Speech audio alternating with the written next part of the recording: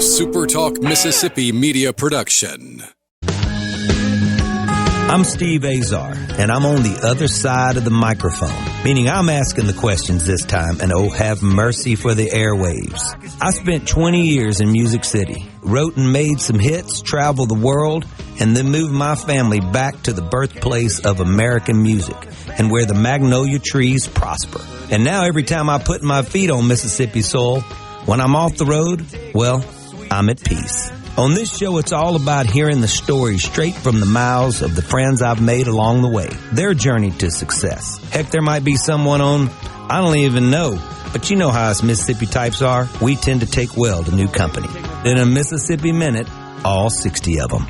I'm Steve Azar. It's just like that muddy river, moving slow. Ain't no worries, it's how life goes, baby.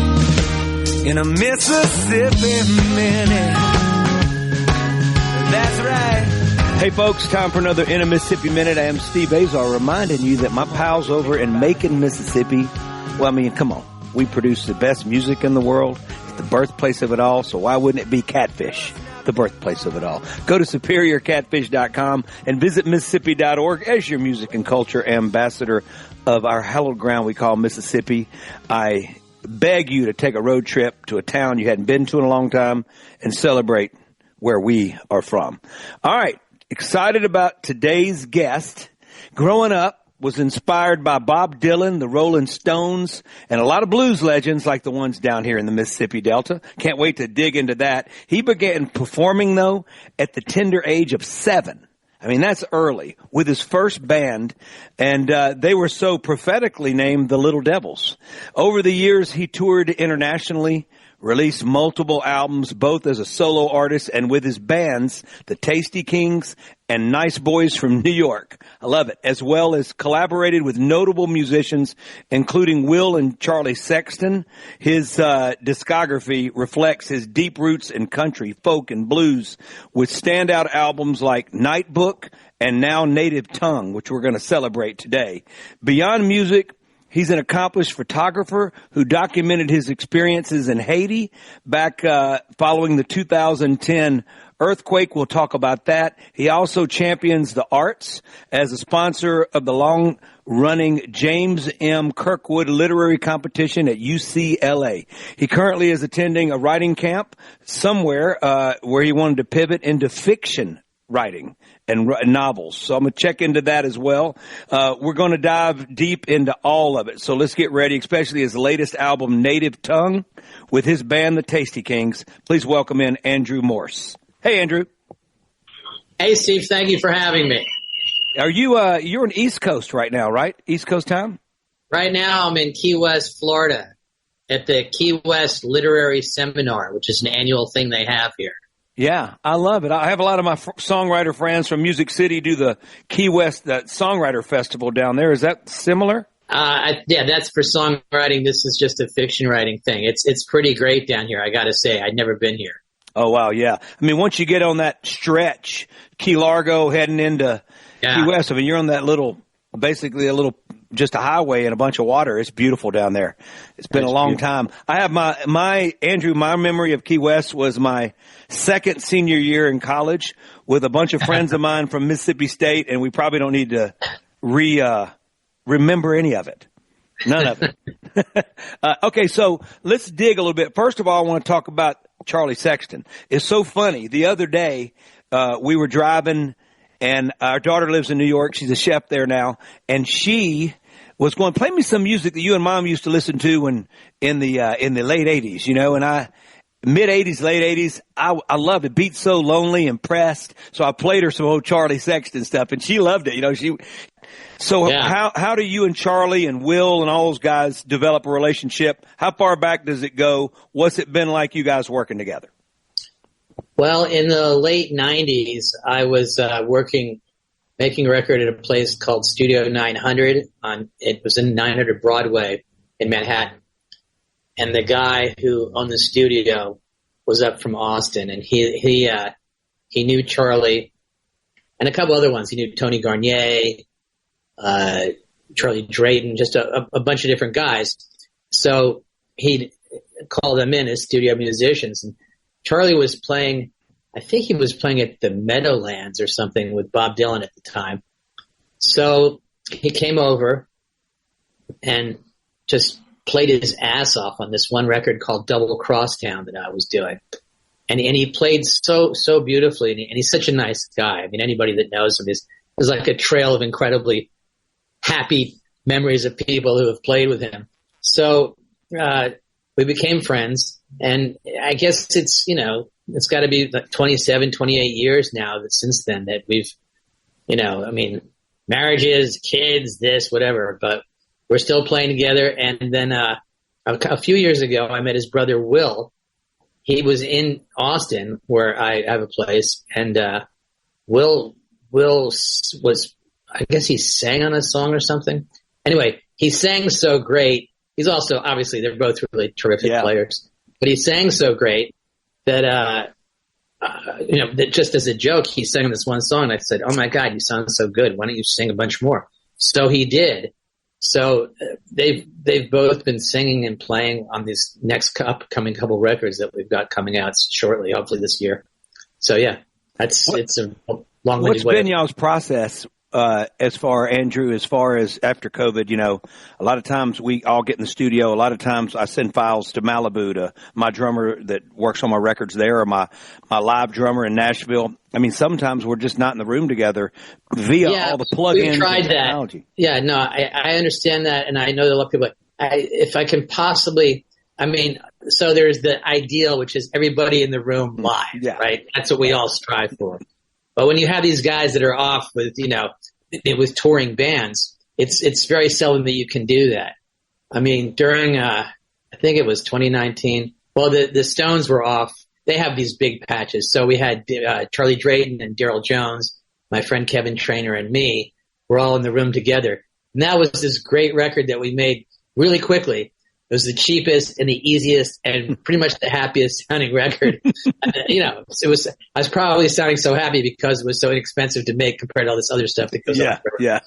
Anyway, but usually I'll do a demo, and then we usually have a click and we work around that and we see who can come in and do what, and then throw it out and start over. And then we try it again and whatever. And then sometimes it's just, me and say a drummer, or me and one other guitar guy or whatever.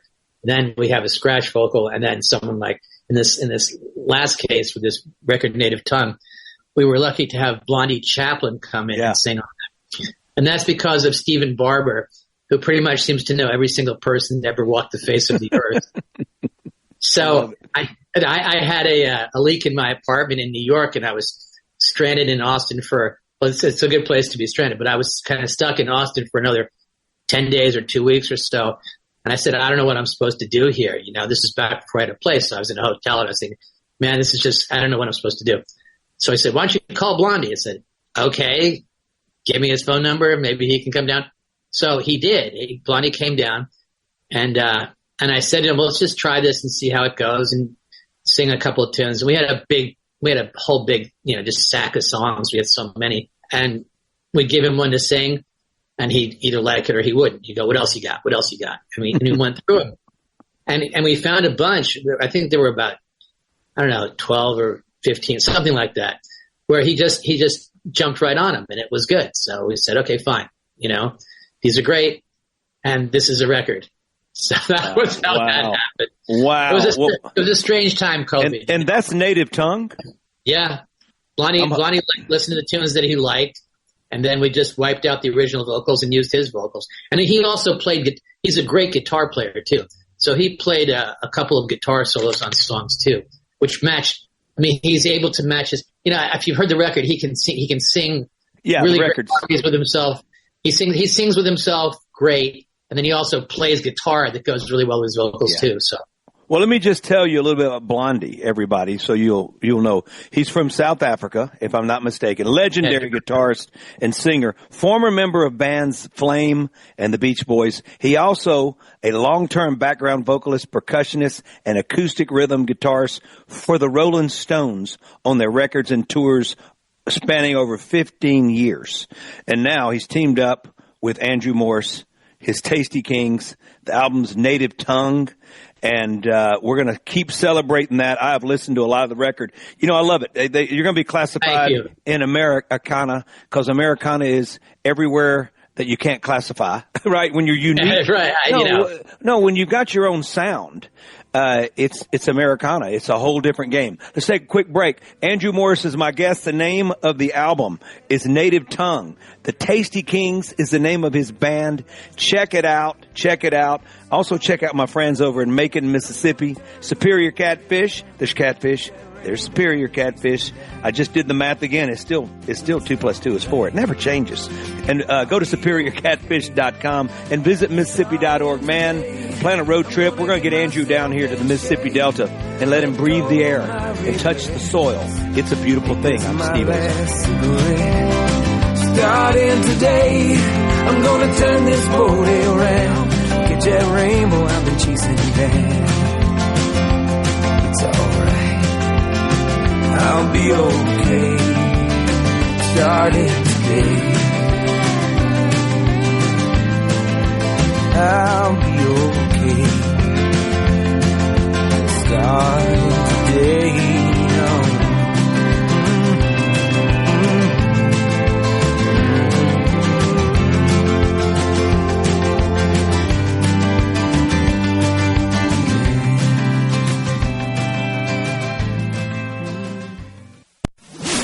Right here on SuperTalk Mississippi. From the time you were a little girl, I watched you playing by the river, running through the cotton fields, growing up way too fast. Steve Azar here, rolling into a Mississippi Minute. Got one talented man on the horn right now, Andrew Morris of the Tasty Kings. Native Tongue is his latest project.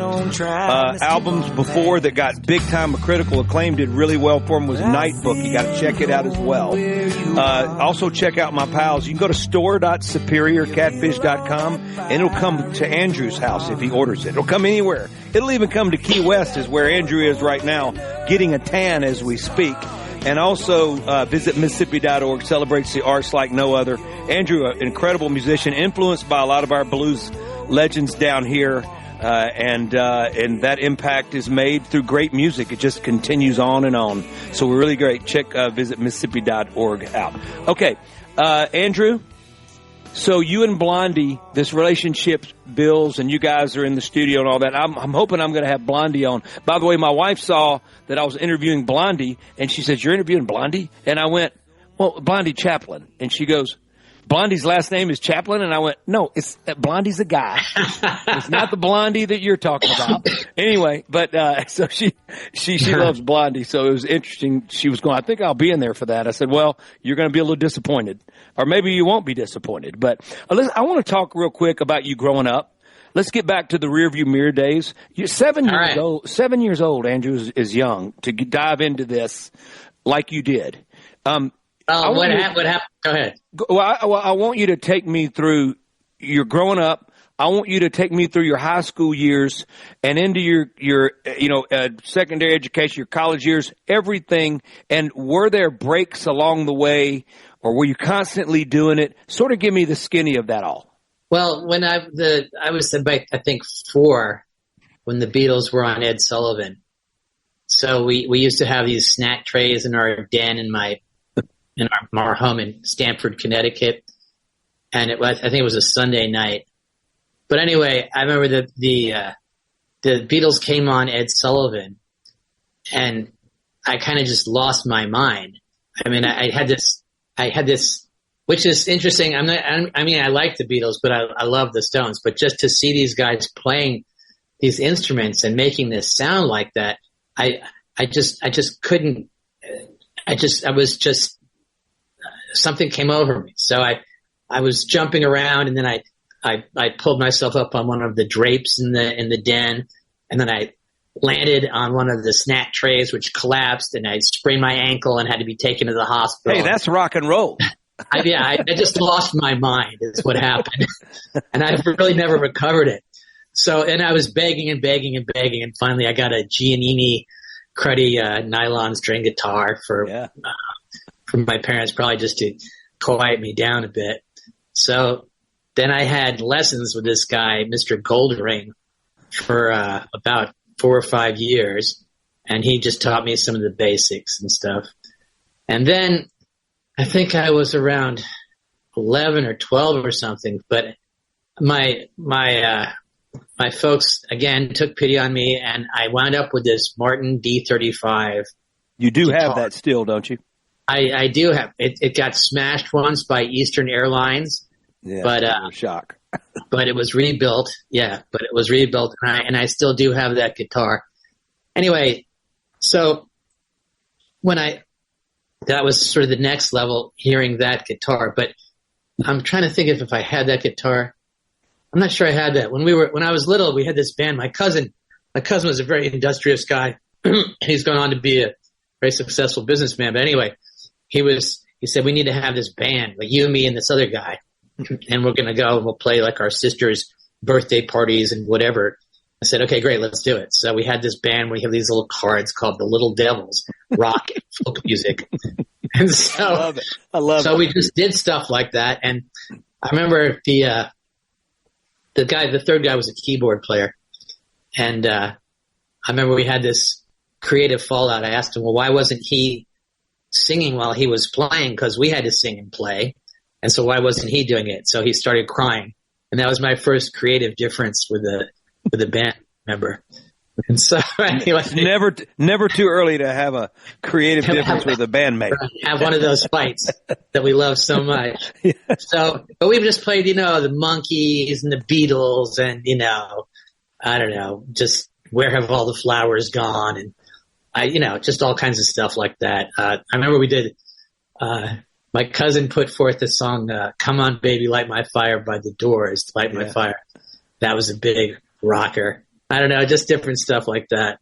But anyway, it was really fun. Who was setting your gear up for you? I mean, y'all weren't driving yet. I mean, what were you doing? No, you pulling it on your bike? One time my mom took me, I played at this old age home in Greenwich, Connecticut, the Pickwick Arms, which has since been razed. But I played there, and they got a thank you note. My mom got the thank you for taking Andy. Thank you for bringing Andy to play for us today. And she said to me, I don't know why they couldn't have just written to you. I said, I don't know either, Mom, but I'm glad that maybe because I know how hard it is to be a mom. Yeah. Anyway, so I remember at that one I tried to play all like 97 verses of American Pie. Yeah, and I mean, it's like that was a long one to play at that age, or really any age. But I think we all played that at some point. Yeah, it's a great you song. had to. You had to. It's great. You know what? You think about Don McLean. Think about Vincent. To me, that Beautiful was song. the greatest, most beautiful. And I work with artists a lot and new writers and stuff, and kids that some end up producing sometimes, and I'll put them on the case of, you listen to that, and I want you to write your version of whatever inspires you like that. Because there's just so much furniture in it, as we say, so many things you can touch, feel, smell, be inspired by. And it's just beautiful. And every time the songs that they've written have been phenomenal. So I felt like that would be something to inspire, just to listen to it and just go find your own. But anyways, I love that process. So you grow up, what happens? You're getting through elementary school. Are you into anything else but music, and are you able to constantly do it? Keep me on the train. Well, so I kept on. I went with the lessons for about 5 or 6 years, whatever. When I was 14, I went away to school in Andover, Massachusetts, to boarding school, and I did bring my guitar with me, and I would just play it to kind of keep from going insane. But I didn't do anything really structured. Oh, another before that, around 8th or 9th grade. Back in Connecticut, I rented a Hagstrom electric guitar, and I had this Univox amp from my gigs with the Little Devils, and so I'm sitting there playing this electric guitar, and that was another that just blew me away. I barely knew what I was doing, but I would just go E E E E or A. And I'd be so happy, again, just that the electricity and the cranking up. And also in those days, the amps had 6 watts or something. So if you just overloaded them, you get a nice fuzzy sound. So good when you turned them up to 11. Right. And you're like, here we go. Exactly. And you're like, here we go. Here we go. Let's piss off everybody in the entire neighborhood. So hey, I upset somebody so bad, Andrew, that I had to go to court because they said from the garage because they said they could only hear it when they were in their bedroom, and the judge was laughing, and the judge allowed me to have a 12 p.m. curfew. Isn't that great? That's actually very nice of the judge. Judge Solomon, I'll never forget. I had the cops come out to our house. Stuff, you're having too much fun. Yeah. Yeah, so, well, it's what we're supposed to do. Hey, by the way, we've been the catalyst for a lot of people having a lot of fun. Yeah. Let's take a quick break before I go in and cross the line here. My guest today, Andrew Morse. You got to check out the new record, Native Tongue. You got to check out one of his former records, Night Book. His band, the Tasty Kings. I love that name. I just love it. I'm going to talk to him about where that came from. Superior Catfish, when you talk about tasty, you're going to have something tasty on your plate. And the Tasty Kings would love Superior Catfish. Go to superiorcatfish.com and visit Mississippi.org. A lot of things, the Blues Trail, man. You can follow it all the way to Liverpool and back here to Mississippi. We'll be right back. I'm Steve Azar. Another life, this moment in your life, take it from me. Oh, girl, take your time.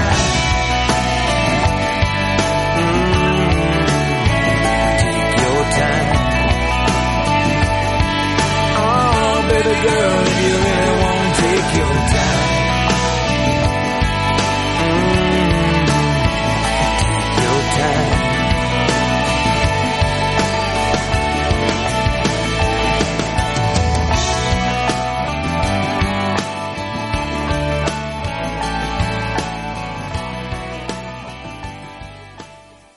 I'm still trying to find my way. Up to $20,000 available for first-time home buyers.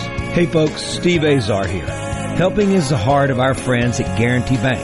They offer programs like the Home Buyer Equity Leverage Partnership Grant that can assist qualified first-time home buyers with up to $20,000 towards down payment and provide home ownership counseling to empower you on your journey. These funds are first come, first served. Learn more about this program and to apply now, go to gbtonline.com.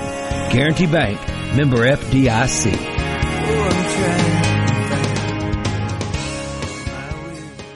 There's a ton of content from SuperTalk Mississippi on our new YouTube channel. Just search SuperTalk Mississippi on YouTube or go to supertalk.fm/YouTube. Be sure and subscribe for free to get the latest scoop on what's happening in Mississippi news, politics, sports, and the good things happening here in the state. Hey, this is Bob, and if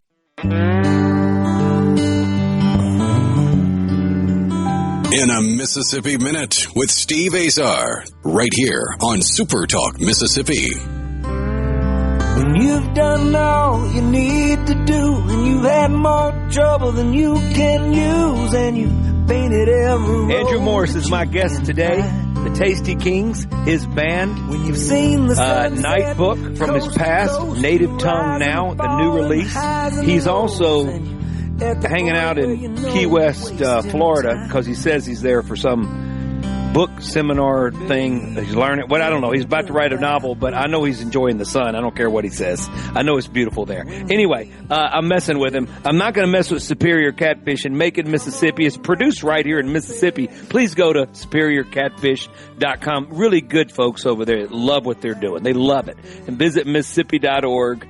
Man, plan a trip to the Civil Rights Museum in Jackson, Mississippi. Amazing. All right. Andrew, where in the heck does the name the Tasty Kings come from? So the Tasty King, there was this Chinese restaurant on East 14th Street in New York, and I was walking west one night back home, and I saw the name Tasty King Chinese restaurant, and I called up my friend Kevin, who's Kevin Trainer, my longtime guitar buddy, and I said to him, "Bro, I think I got the name for our next band." And I said, "The Tasty Kings." He goes, "I love it." And I said, "Okay, well, there we go." That was it. And how long was that? How old were you then? That was probably about 5 or 10. It's been probably at least 5 years ago. Okay. All right. But, not so bad. But I got to interject, Steve. I have been to Mississippi. I have had a lot of catfish in Mississippi. I've I've been to Greenwood, Clarksdale, and lots of other towns. Wow. You remember Po Monkeys? I went Of course. there. I mean, it's not there anymore. I mean, it breaks our heart. Yeah, I know. They took it. Anyway, I love Mississippi. Great, fantastic people, fantastic food, and the whole deal.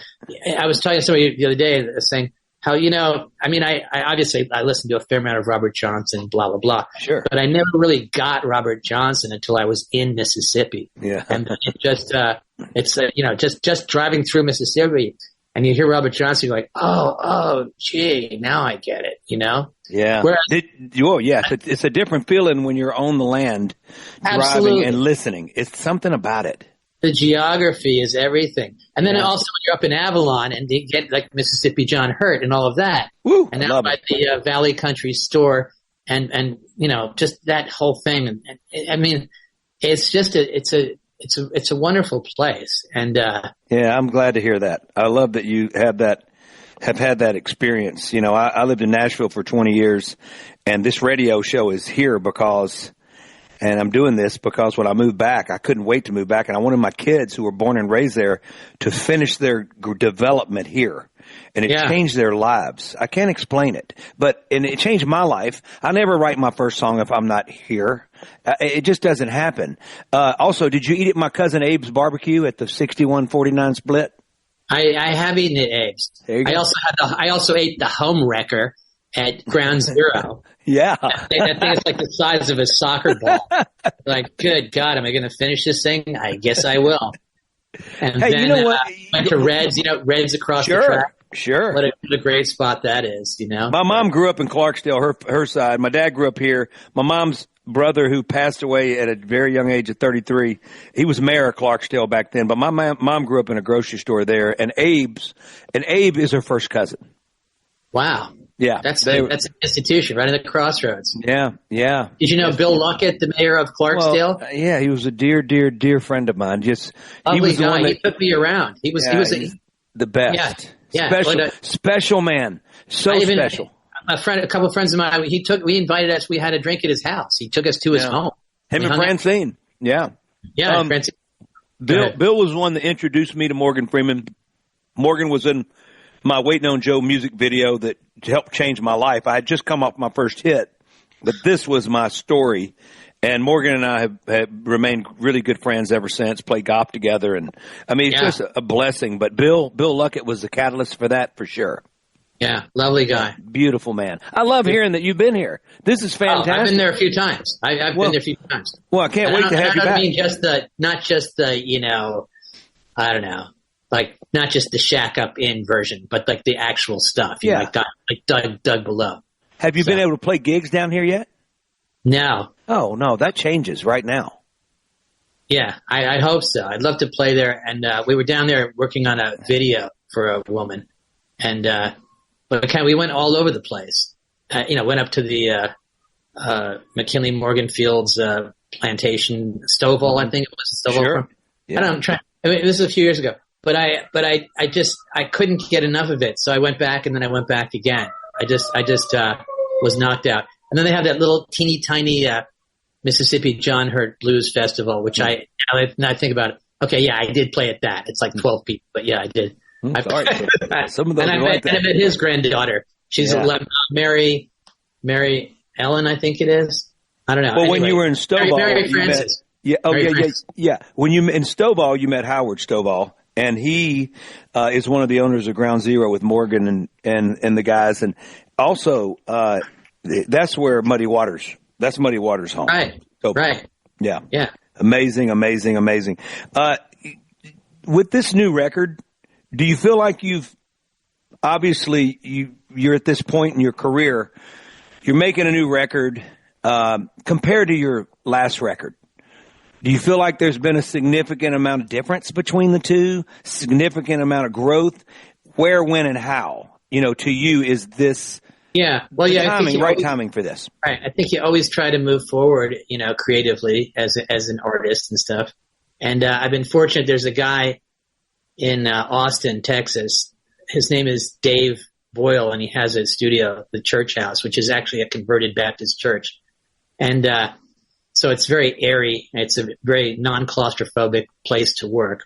And Dave is very good at what he does. I mean, he's just a great engineer. I think because he was a piano player, a keyboard guy.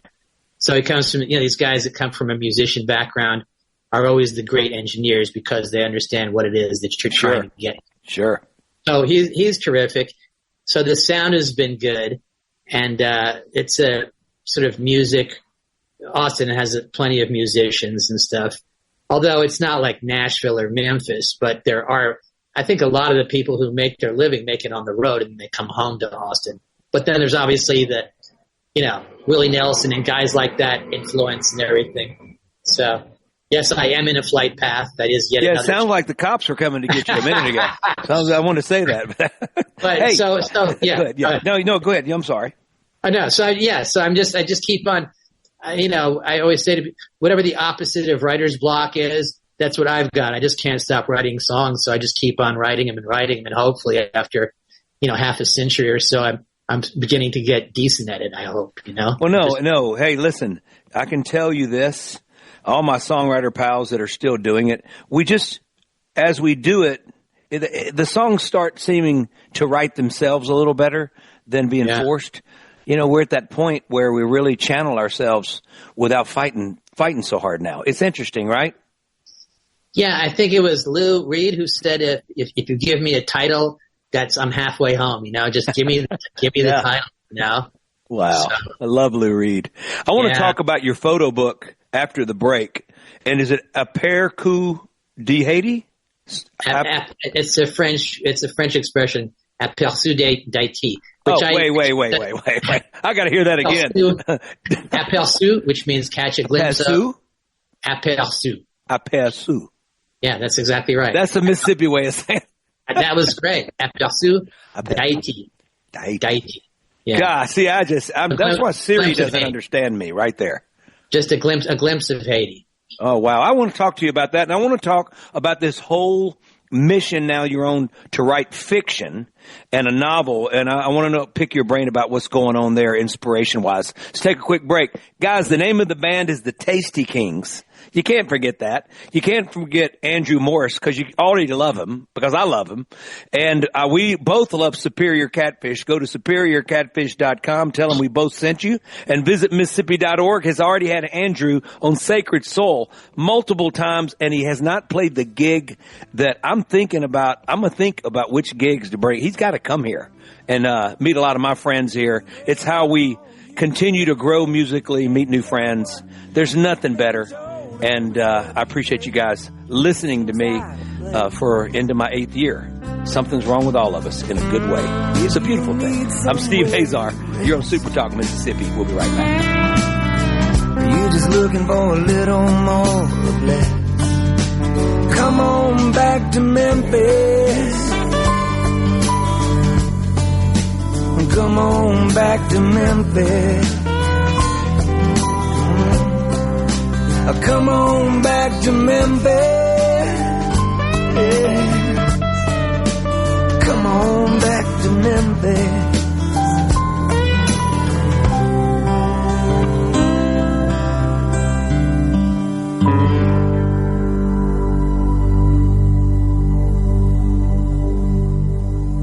I'm still trying to find my way. Up to $20,000 available for first-time home buyers. Hey folks, Steve Azar here. Helping is the heart of our friends at Guarantee Bank. They offer programs like the Home Buyer Equity Leverage Partnership Grant that can assist qualified first-time home buyers with up to $20,000 towards down payment and provide home ownership counseling to empower you on your journey. These funds are first come, first served. Learn more about this program and to apply now, go to gbtonline.com. Guarantee Bank, member FDIC.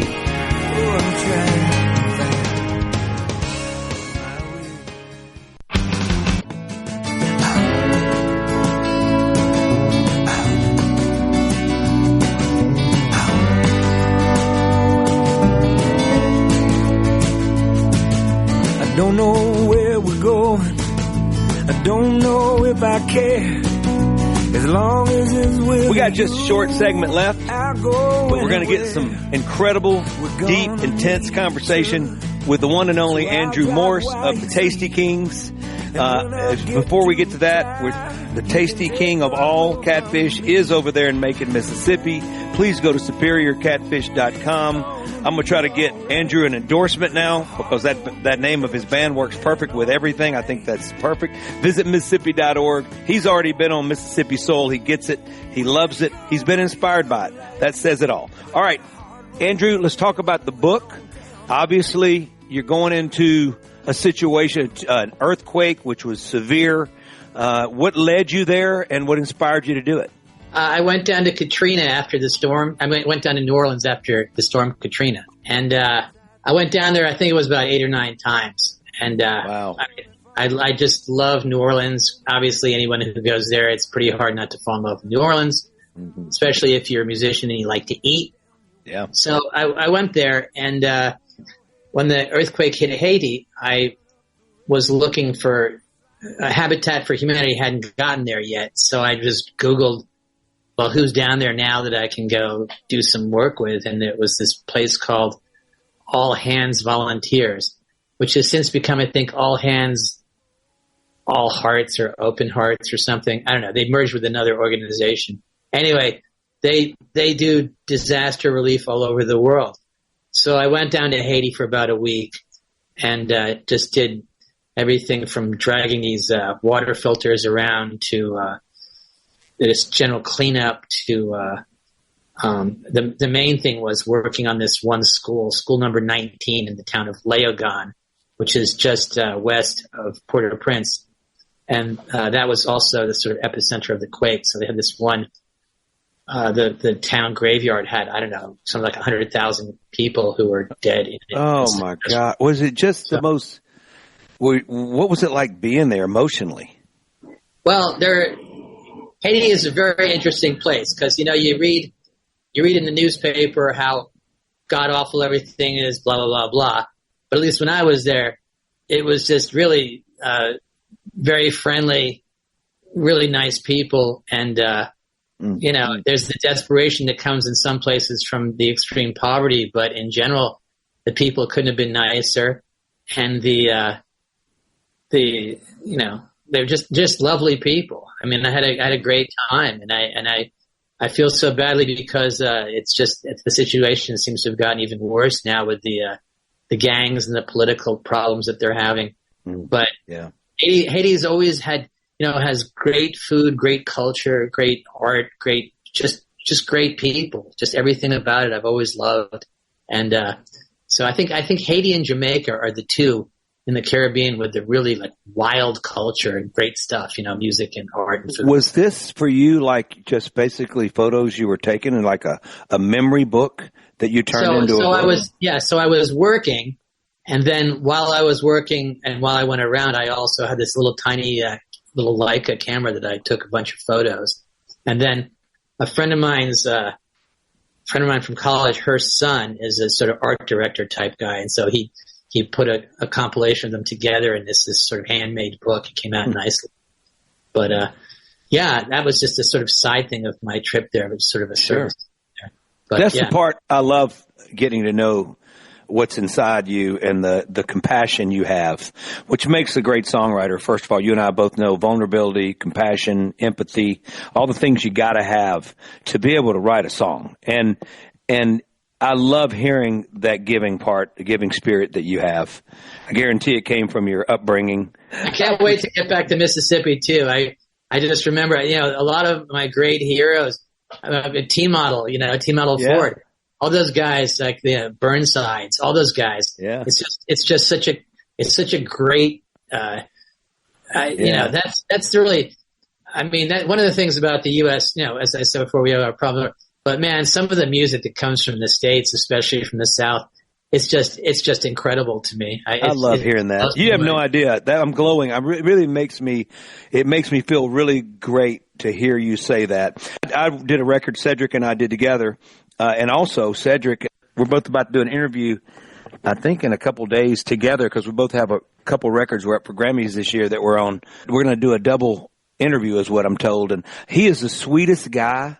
I think he knows. I think Dave. He may have worked. I think Dave knows him. Dave Boyle, the guy they work with in Austin. Yeah. They mentioned him. Yeah. Well, I promise you, Dave's saying Cedric Burnside is gold. He's the nicest guy. He works his tail off. He's been doing it since he was a little boy. He was a prodigy, back there beating on the drums. So he's a special guy. Anyway, our time's run out. RL too. I can't. Right. Pretty good learning ground for him to be hanging out with RL, right? His grandfather. Yeah. That's very amazing. Hey, Andrew, I wish you the very best. Blessings on this new record, Native Tongue, folks. Please check it out, The Tasty Kings. Andrew Morris, the man behind the plan. He's a beautiful guy, beautiful soul. Please listen to his music, Night Book as well. A really, really great record. And I really appreciate you taking the time, Andrew. Thanks so much for having me, Steve. It was a total pleasure. Really appreciate it. Rob Evanoff sends me another great one. Thank you so much. Superior Catfish, that's the best. Just go to store.superiorcatfish.com. It comes to your home. And visit Mississippi.org. Celebrate us. I can't wait to have Andrew back. Blessings, everybody. I'm Steve Azar. In a Mississippi Minute, all 60 of them, where you can take your sweet time.